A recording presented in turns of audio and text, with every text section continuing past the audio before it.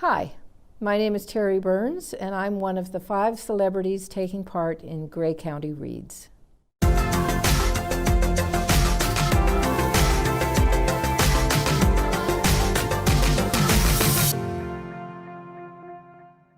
I've had a rather checkered career in theater and radio and photography and office administration, and also as a visual artist. But through it all, I've been a writer and a voracious reader for more years than I can count. Among my many writing projects were 9 novels, none of which were published, but the writing of which taught me a lot about long-form fiction. Most recently, I've produced 2 books of poetry, The Quality of Light and 12 Days, a bestiary. From 2013 to 2015, I was Owen Sound Poet Laureate. I've been associated with the Words Aloud Spoken Word and Storytelling Festival for 7 years as a volunteer, as coordinator from 2011 to 2013, and for 2016 and 2017 as artistic director. And for a couple of years, I was a poetry editor for the online publication Morel magazine. The book I'm defending is Bellevue Square, written by Michael Redhill. There are so many reasons why you should vote for Bellevue Square that it's hard to know where to start. At the most basic and arguably the most important level, it's just a terrific read. It's fast-paced, well-plotted, with lots of twists and turns and surprises that keep the reader engrossed from the first page to the last. There aren't too many books that I can call unput-downable, but this is one of them. It's kind of a mystery, kind of a psychological suspense story, kind of a quest story, but it's also often very funny and has moments of absolutely luminous writing. In my advocacy of Bellevue Square, I've been asked to consider plot, theme, and character.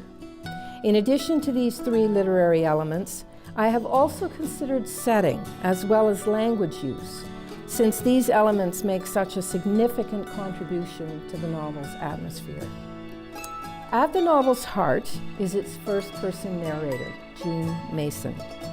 Jean is a wonderfully complex and sympathetic character who engages the reader's interest immediately, even though very early on there are signs that she's not entirely reliable. The reader meets Jean as she is becoming aware that she apparently has a double, a doppelganger, who has been sighted in the neighborhood in which Jean lives. Jean embarks on a quest to discover the identity of this doppelganger, who goes by the name Ingrid. As the novel progresses, though, the reader begins to notice inconsistencies and oddities in Jean's story, which build until it becomes difficult to establish where the truth really lies. Many other characters inhabit Bellevue Square, not least Ingrid Fox, Jean's double, who is a slightly distorted version of Jean. But some of its most interesting and appealing characters are those she meets in Bellevue Square. They all struggle with some form of mental illness, but they are much more than their symptoms. Rather, they are fully realized people with their own histories, life philosophies, behaviors, preoccupations, and kinds of psychiatric disorder. I've already mentioned that Bellevue Square is well plotted. The narrative is fast and active with lots of entertaining dialogue.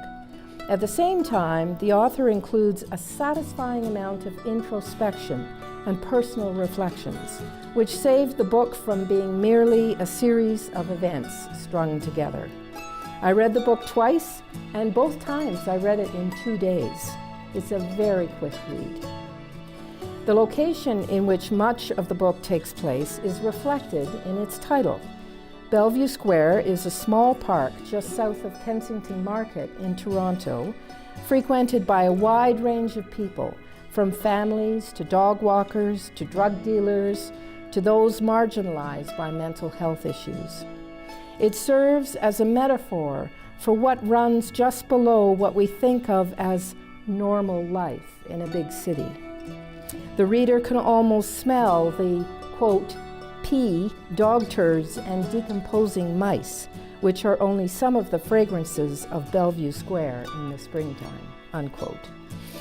Much of the book's action also takes place in the colorful district of Kensington Market itself, as well as a northern forest location which may or may not be a figment of the central character's imagination.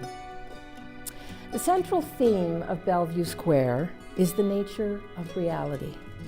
To illustrate this, Michael Redhill plays with many motifs: fact, fiction, sensation, perception, assumption, certainty, doubt, revelation, hallucination, delusion, and subterfuge. He uses a number of metaphorical elements to reinforce this theme, most notably mirrors, glass, and water.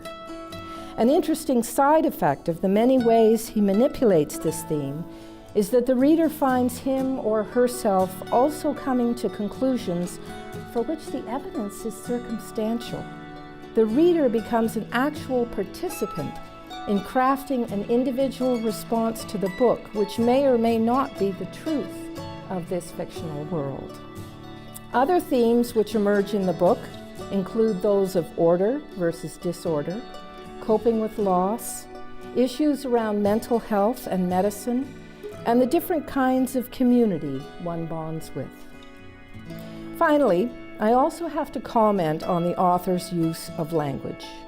Michael Redhill is a very accomplished writer who is well-versed in multiple writing idioms: mystery fiction, poetry, playwriting, and literary fiction. While Bellevue Square has a strong through line in terms of its plot, Redhill also excels at dialogue. I particularly like the dialogue he gives Jean's two preteen sons, which seems totally authentic to me and full of vitality. He's a very funny writer. There's a lot of really, really comic moments that are totally enjoyable. As a poet, too, Redhill has the capacity to craft exquisitely evocative imagery, which sparkles throughout the book like sun diamonds on water. Redhill also manages to impart a great deal of interesting information about mental health and medical conditions without ever descending into exposition. So, in conclusion, I can happily recommend Bellevue Square to a wide range of readers, those looking for a strong plot, quirky but believable characters, atmospheric settings, interesting ideas, and well-crafted language. Do yourself a favor and read Bellevue Square.